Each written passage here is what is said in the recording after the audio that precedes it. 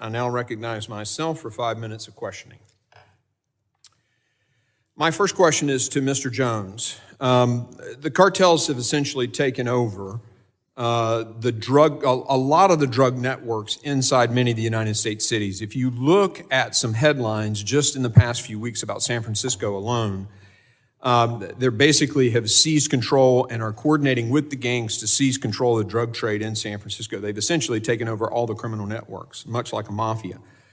The Attorney General, Merrick Garland, has admitted to the Senate that the cartel strategy was to flood the Border Patrol, and by tying up Border Patrol, because Border Patrol now is doing basically a catch and release system, then the drug cartels will slip people around the other side. Can you tell us how this policy of the open border and this strategy of the cartels have combined to allow them to basically take over crime in the cities? Chairman, the way it works on your southwest border, you hear the term all the time, operational control.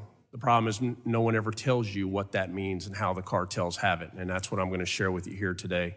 And then to answer your question, and that is that they utilize a network known as the Halcon network. Halcons are scouts, they're lookouts. They check on and off, just like law enforcement, anywhere from 8-hour shifts, 10-hour shifts, 12-hour shifts. I've seen them in South Texas as far as 30 miles into the United States.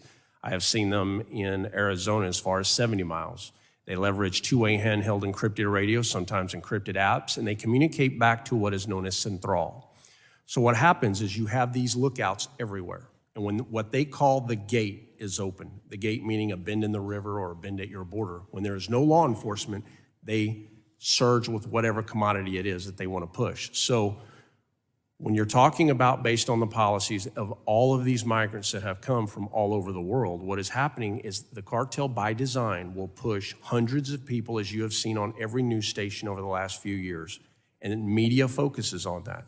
That causes the surge of local, state, and federal law enforcement to that location. And they do that by design because it opens up the other gates. Now, if they're gonna move a commodity directly linked to a cartel boss, they'll shut down more gates to ensure that commodity makes it in. And what they do, Chairman, is they contract directly with US-based street gangs and what we call Tier 1 gangs. Those are gangs which impact multiple regions in our country. They work directly with the cartels. And today, it is very important to understand, your US-based street gangs are working side by side, contracting with the cartels. And I could go on and on here, but in 2009, MA, Mexican Mafia, I was a lieutenant in Laredo, Texas, over 2 major drug squads as the war broke out between CDG and the Zetas. And we were stunned at what we found. We had Mexican Mafia working in Mexico, working operations, going through basic, intermediate, and advanced training from former special forces and law enforcement, conducting hits in the United States and getting reduced costs of cocaine for that. That is the way it really works. So when you wonder today why you are being overrun with drugs, it is because the Tier 1 gangs and US-based street gangs are contracting and working directly with these cartels. And I will go back to this, and that is that they will not stop. They can't. They're going to have to be stopped, and we're going to have to really take extreme aggressive action to fix this. How has the open policies, the basic catch and release, and this stimulation of a mass wave of migration by having an open border facilitated this process? This is it.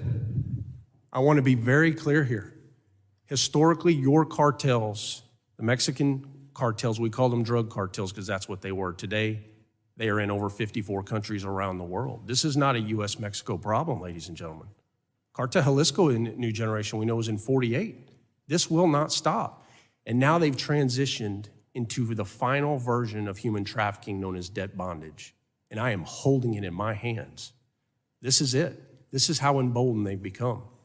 So I can't stress to you that you have to take extreme action to go after these cartels and to truly create relationships with Mexico and the rest of the world in what we call a unified command and treat them as the dark networks that they are. And I'm happy to discuss that with you as to how to go after them.